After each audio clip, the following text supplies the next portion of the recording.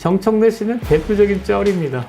정청래 씨를 쩔이라고 하는 것은 제가 무례한 얘기일 수 있습니다. 그럼에도 불구하고 정청래 씨를 쩔이라고 하는 이유는 정청래 씨가 했던 발언 때문입니다. 제가 뚜렷이 기억나는 것은 안철수 의원에 대해서 87년 6월 달에 자기들이 싸움할 때 안철수 너는 뭐 했냐 이렇게 국회에서 얘기를 했던 적이 있어요. 안철수는 그러니까 백신을 만들었던 기업가잖아요. 한국 IT 산업을 발전시켰던. 그런데 정청래 씨가 안철수를 갖고 저런다는 건 한마디로 그러니까 별것도 아닌 민주화운동을 해놓고는 그걸 가지고 자기의 정략적 이해, 정적을 제거하기 위한 수단으로 사용했다는 면에서 아주 악질적인 인간입니다. 지금부터 할 얘기는 그럼에도 불구하고 사실에 기초해서 디스할 거다. 이렇게 얘기할 수 있습니다. 정청래는 한마디로 쩔입니다. 상쩔입니다. 얘는 기어코 89년 하반기에 미래사관위원회를 들어간 거라는 거예요. 왜 들어갔겠어요? 군대 때문에 그런 거예요. 가능성이 큰 거죠. 군대 때문에 단정할 수는 없지만 그렇게 의심해 볼 수는 있다. 아니, 정황상 그래요. 정황상. 대부분 경력들이 그들이 했던 역할에 비해서 너무 과장돼 있습니다. 과장돼 있고. 제가 이제 여기에 나와서 이런 얘기를 하는 게 사실은 학생운동을 했던 사람들을 디스할 마음이 사실은 별로 없는데 너무 과장하고 그걸 가지고 정치적으로 이용해 먹으려고 하니까 이걸 바로 잡아야 된다는 생각이 들어요. 정청래뿐만 아니라 거의 대부분 다 그렇습니다. 난 이건 도저히 용서가 안 돼. 정청래하고 송영길이 했다는 말. 그러니까 어떻게 자기들이 민주화운동을 했다는 이유로 그들을 폄하하고 걔들을 부정하려고 하는 건지 그런 민주화는 왜 하는 거죠?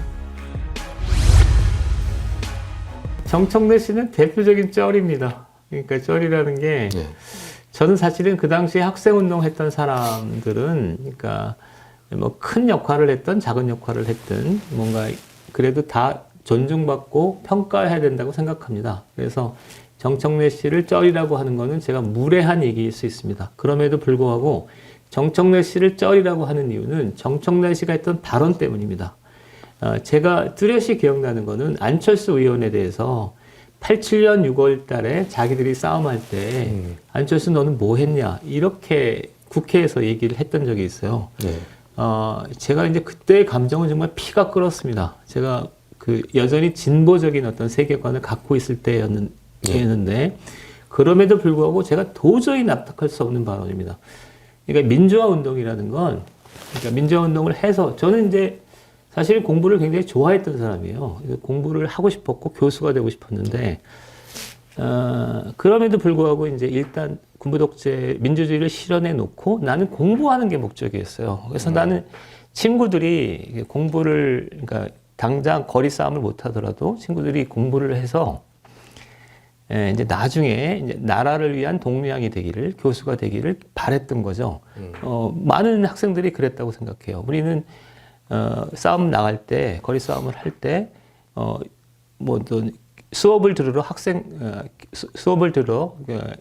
교실에 들어간 학생들을 비난하거나 이랬던 적이 단 한 번도 없습니다. 근데 예전에 영화나 드라마 같은 거 보면 가장 대중적으로 많이 알려진 게 모래시계 박상원이 학내에서는 민주화 운동이라는 것들을 진행하는데 박상원은 교실에 앉아서 공부하는 걸 가지고 이제 비난을 하거든요. 그래요? 그런 게 있을 때 드라마 소재로 사용되는데 그런 일이 없었나요? 저희는 없었어요. 그러니까 서울대에서는 그게 없었나요? 84, 85, 86인데 저희들이 시험 거부를 한 적도 있거든요. 근데 시험 거부를 한 50명이 시험을 봐야 되는데 한두 명이 이제 어쩔 수 없이 시험을 봐야 되는 친구들이 있잖아요. 그럴 경우라도 우리는 격려하고 그랬지 그러지 않았습니다. 그리고 교실에 수업을 하는 걸 갖고 그러는데 그건 대표적으로 박상원 모래시계 같은 영화들의 과도한 의미 설정이라고 생각해요. 그러니까 현실과는 다른 그랬던 기억이 있기 때문에 근데 안철수는 그러니까 백신을 만들었던 기업가잖아요. 한국 IT 산업을 발전시켰던. 그런데 정청래 씨가 안철수를 갖고 저런다는 건 한마디로 그러니까 별것도 아닌 민주화운동을 해놓고는 그걸 가지고 자기의 정략적 이해, 정적을 제거하기 위한 수단으로 사용했다는 면에서 아주 악질적인 인간입니다. 민주화운동을 했던 거를 가지고 그렇게 할 수 없는 거죠. 그런 게 때문에 그 후로 제가 이제 정청래 얘기만 나오면 정청래를 폄하 디스하는 그런 거를 가는데 지금부터 할 얘기는 그럼에도 불구하고 사실에 기초해서 디스할 거다.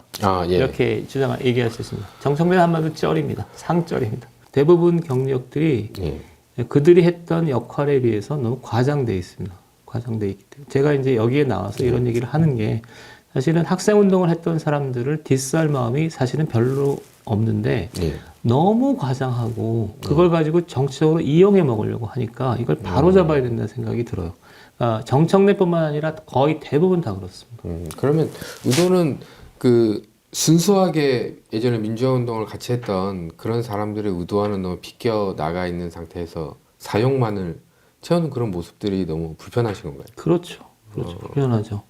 사실은 민주화운동을 했던 사람들 중에서 지금도 이름 없이 묵묵히 자기 길을 걷는 사람들이 있어요.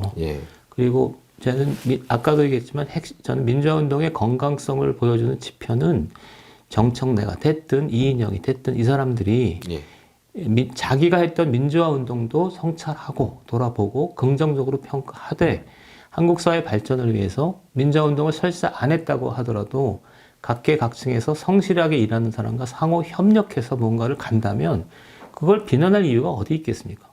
정치인이 됐든 뭐가 됐든 간에 그렇지 않은 게 문제인 거죠. 않으면서 자기들만 배타적으로 뭔가를 해야 된다고 생각하고 계속 자기들의 권력을 영속하려는 거죠. 그러니까 송영길이 대표적이었다고 생각하거든요. 그러니까 어린 몸이라고 지칭했던 대상이 한동훈이잖아요.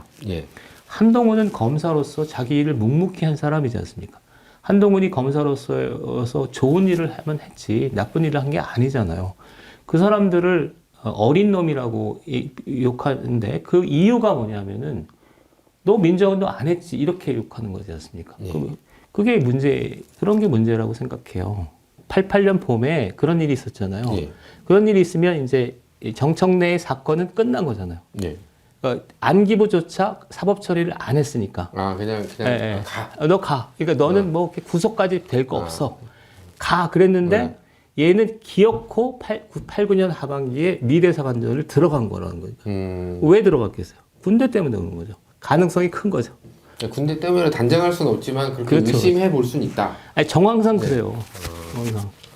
그다음에 제가 이제 오늘 사실 화가 제가 눈물도 나고 그러는데 그게 난 이건 도저히 용서가 안 돼. 그러니까 정청래하고 송영길이 했다는 말.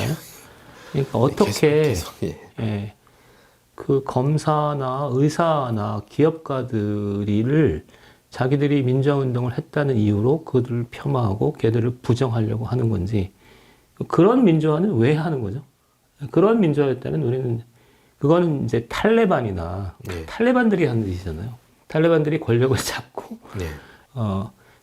히잡 쓰게 하고 이런 때 하는 거잖아요.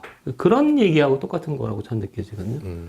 그래서 그런 거는 용납할 수 없다고 생각하고 그다음에 끝으로 저는 이제 운동권 문제에 대해서 나름 긍정적이고 긍지를 지금부터 갖고 있습니다. 우리가 뭐 청년 시절에 뭐 영화를 보려고 했던 거 아니고 그런데 이제 민주화운동이 이렇게 부정적으로 이렇게 치닫는 거에 대해서는 납득하기 어렵습니다. 그리고 앞으로 운동권 정치를 청산하는데 나름 역할을 했으면 좋겠습니다.